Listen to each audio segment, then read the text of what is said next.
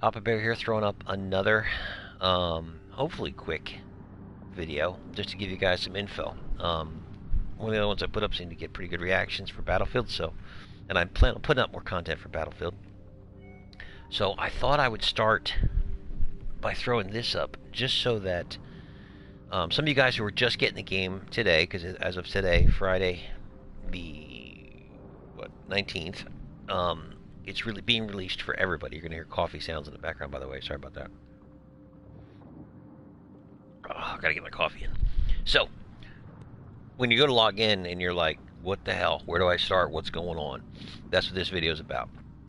First of all, take a breath, relax. It'll be, after a while, it'll all become kind of natural. But this is such a relief. Man, I'm an old school Battlefield 4 player. I feel like I'm playing Battlefield 4 again. It's not quite the same because it doesn't have all the stuff in it yet. But just like Battlefield 4 didn't at first, this one doesn't either. But it will over time. So a couple of important things. First thing, this is one of the first screens you're going to see once you actually load the game. You're going to see this screen pop up, and it's going to tell you, you've got all these, you get these choices of different stuff. First of all, ignore this one, the Play Fiesta, VIP Fiesta down there for now. You basically got 3 different general modes. So, All-Out Warfare is your typical screen. This is what we're used to. When you click on it, it's going to give us a chance to, where it says change game mode down the bottom left-hand corner. You can change from Conquest to Breakthrough. That's Conquest or Rush. I don't know why they changed it to Breakthrough, but whatever. They're calling it Breakthrough now instead. If you play those, you're going to play Conquest or Rush, basically. Or, if you're like, look, man, I just want to get a taste of what the hell's going on. I'm still trying to figure out what's happening. You want to test a build. You want to grab a chopper and learn how to fly. You don't want to deal with all the other players out there. Switch over to solo and co-op. And then you can play Conquest and Breakthrough. And you can even change settings on that to play against AI that is beginner, intermediate, or advanced, or play on a specific map. So you can get a feel for each one of the maps if you wanted to. Now, I will tell you this. Your general XP will transfer onto your account. So you'll go from level 1 to level whatever. You'll level up, but your weapons themselves will barely level. And that's really one of the things that's important. But it is an opportunity for you to be able to do that, and that's how these things lay out. In addition, if you go to Hazard Zone is a whole new game mode, and it's really kind of tough to explain. I would almost I want to liken it to Division's survival, but it's not quite literally like that. What happens is that, let's say that 4 of us go in and we play, and we extract a bunch of these things out of those crashed capsules, like you just saw that guy grab us a few seconds ago. We extract 3 each. Well, when we're done the match, we get a certain amount of credits, quote unquote, from that. See that little capsule there? That's what you get them out of. There's a little hard drive you pull out of there.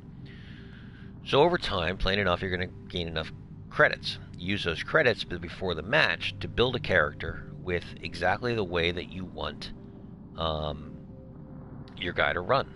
So actually, if I Alright, listen up. No, it's not going to do it. No. Sorry, I was going to go through a whole chat instead of giving me a chance to set that guy up. So it's something that you can play, and it's a lot of fun. It's definitely interesting. There's fewer people on the battlefield, but if you lose your kit and you die, then whatever money you put into it, you lose that money. So you got to go back in and fight for it again. So if you have a really solid 4-man squad, super easy to go in and kind of dominate and pick your pieces apart, the way they should be, and you'd be good to roll. Battlefield Portal, I don't even know what to do with at this point. Battlefield Portal's insane, man. Just think about if you play Battlefield 4, and I'm leaning heavily towards people who played Battlefield 4 before, so in this video in general, if you play Battlefield 4, you could go into different servers and they would have different rules, right? Well, Battlefield Portal takes that to a whole nother level. Not only do they have specific rules that they can put in there, but in addition to that, they can put up specific genres. They can tell you which weapons you can use. They can go to Battlefield 3. They can go to Battlefield 1942. As you saw there, that guy was killing somebody with paddles. They can go paddles versus knives. you can have all kinds of different crazy stuff that they can build, so the game plays the way you want it to play. You can play all kinds of different old maps, and all it is when you click into it, you go to the browse feature, and here's a whole list of different servers, so you can play. Now here's a great example. I don't even, to be honest, I'd really have to look at some of what this guy's got going on this server. It's 2 of 6, Battlefield 3, friendly fire, vehicle modifiers, game time modifiers, heavily modified, soldier. Who knows what this guy's got going on inside this map? I don't know. So those are some of the things that can be changed. And then here we go again. Just a different Prezio and Conquest. So, but his next map's going to be Orbital. There's a number of different servers that are out there, all built a certain way. For me, I try to keep it a little bit simple. And if it's your day one, Battlefield Portal's a little crazy, but just know you may find some place on there that you really like, a server you really like, and you may find a home that you can go play with, and you could be playing Battlefield 3 or Battlefield 4 all over again. Some of this stuff really brings back some memories. 1942 was a blast. But if you stick to hard, all-out warfare, we'll go in here, and typically you're going to have two choices. You're going to have Conquest, or you're going to have Rush. Whichever one you want to choose, it's up to you. If you're on a PS4 Pro, or I always get the Xboxes confused. I'm sorry, guys, I'm not a big Xbox guy. It's the Xbox One, is the old series, right? So let's just say last gen console versus next new console. Next gen consoles are 128 players. Old school consoles are 64 players. When you enable crossplay, and that is to hit Options, and then go down here and enable crossplay. Enabling crossplay lets me play as a PS4 player. I can then play with Xbox One players and PS5 players. Now, in order to play with, here's the caveat, in order to play with a PS5 player, PS5 players have to download two different versions of Battlefield. The PS4 version and the PS5 version. If they want to play with me on my PS4, then they got to hook up and play their PS4 version. Now everything crosses back and forth, so it's no big deal. But so Xbox One, PS4, and I guess really at that point Xbox X and PS4 Pro can all play together, but they have to play the last gen version of it. If Xbox X and PS5 decide they're going to play their version of it, and they enable crossplay, they're going to play with the computer guys, which I can't imagine why they would want to do that, but go for it, man. Have fun. But this way, if you're on PS4, or if you're on PS5 and you can't find any of your friends online and can't figure out why, that's the reason. You got to switch over to PS4, the old version or the downgraded version, in order to go on and play with your friends, and you have to have this crossplay enabled. So, all right, so that gets you started. Now you're in the game and you're ready to play, and you've got an idea of what some of these different options are, right? So now, how do you set up a character? Well, you go over to Collections. Under Collections, you got several choices here. You've got a whole bunch of different specialists that each have different talents. I'm not going to bore you and go through each one. You've got to figure out what's there. The highlight version of it is that McKay, when you unlock him, is real popular because he's got the grappling hook we saw in the beta, so you can move real quickly. Plus, in addition to that, he moves faster when aiming and on zip lines, so he's good for dipping back and forth. Sundance is really strong. A lot of players use Sundance a lot because she's got the special grenade that'll go after equipment, but in addition to that, that wingsuit can really get you behind enemy lines really quickly. You'll also see a lot of Phallic. Somebody's grandmother's playing, apparently. You see a lot of her on the battlefield because combat surgeon, so she can give herself, a boost in health, as well as giving allies back health. Pac you'll see some of, because Pac can see through walls with her special ability. And then there's one guy. Where's he at?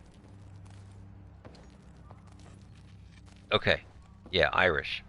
Additional armor recovers more armor. Yeah, so you can actually throw down armor kits that allow your like armor plates that you can pick up, and so you'll see players that'll have an extra 20 on their armor kit.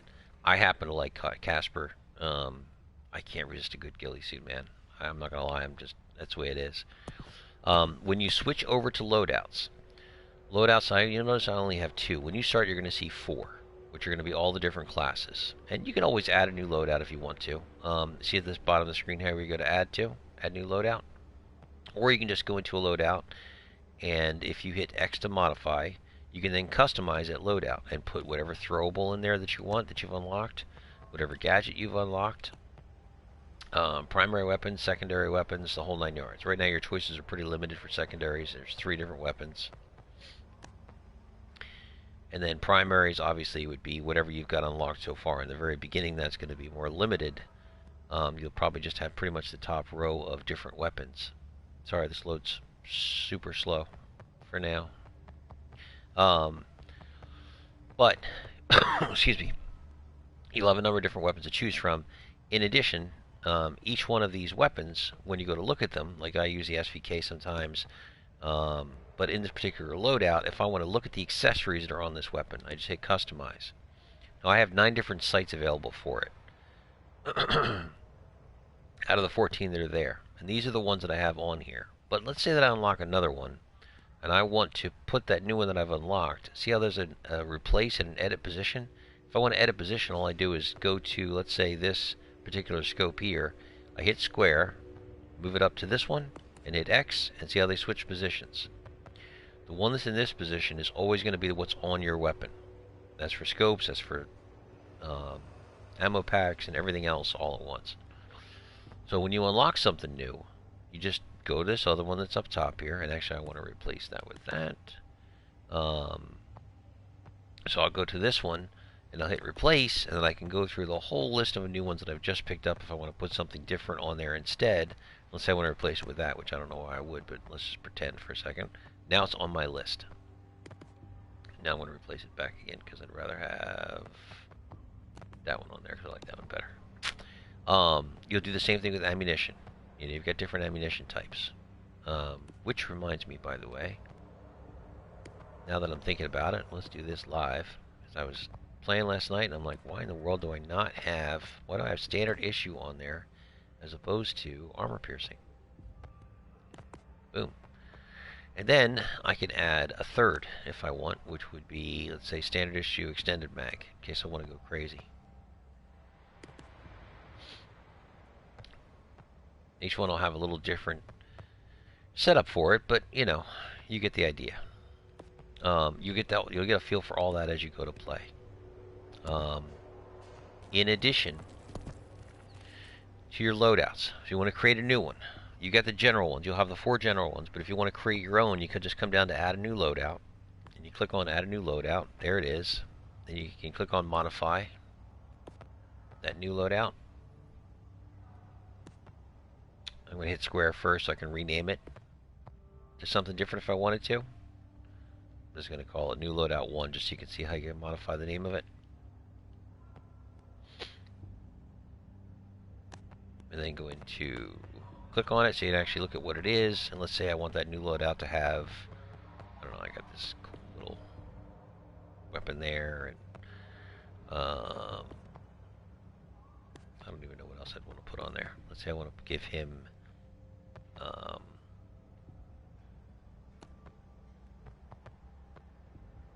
AA missiles. There we go. So he's got something different now. So now I've got another new loadout. And when the game starts, just make sure, like, if I know I want to snipe with this particular setup.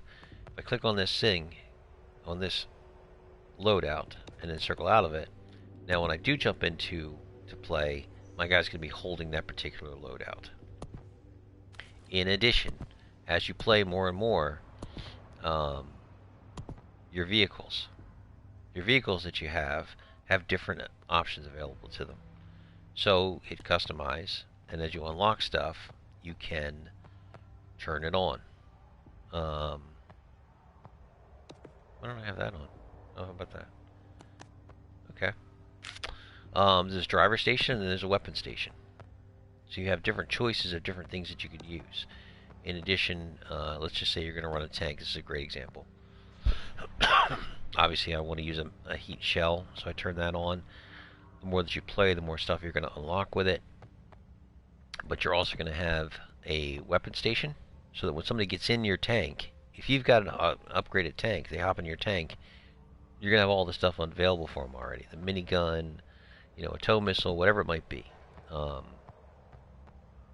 the more you play with it, the more you're going to have with it. The commander seat's actually pretty cool too.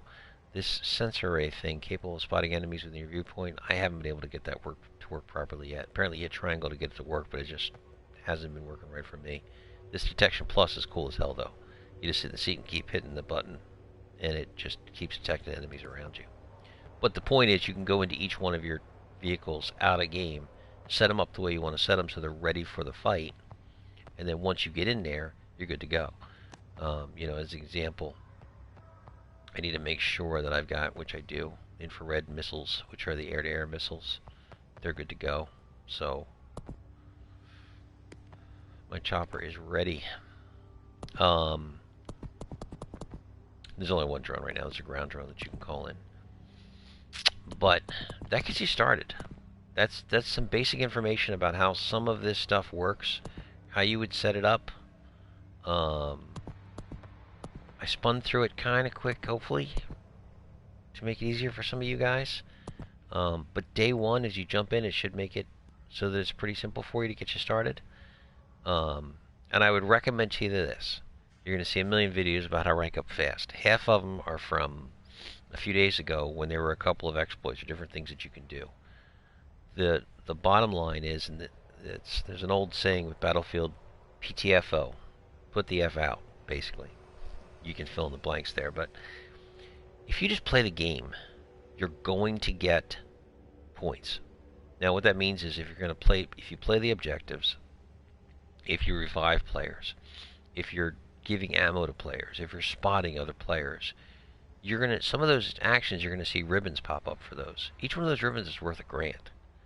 So if you get a couple of ribbons per game from different things, as well as you get a couple of kills within a game, and you're getting some resupplies, and you're getting some spots, and you're getting some other stuff, all that stuff adds up to where you can get, an honest probably 15,000 on average on a game. That's a good game. That's a game where you got a good team and you're playing well and you're marking a lot of stuff, or you're fixing a lot of stuff, or you're taking a lot of points, or whatever you happen to be doing. You're using that specialist's abilities to get you those extra points that you need. Then you're going to see 15,000. You're going to rank up. Don't go nuts. There's a lot of people that are going to tell you, oh, grab Casper and grab his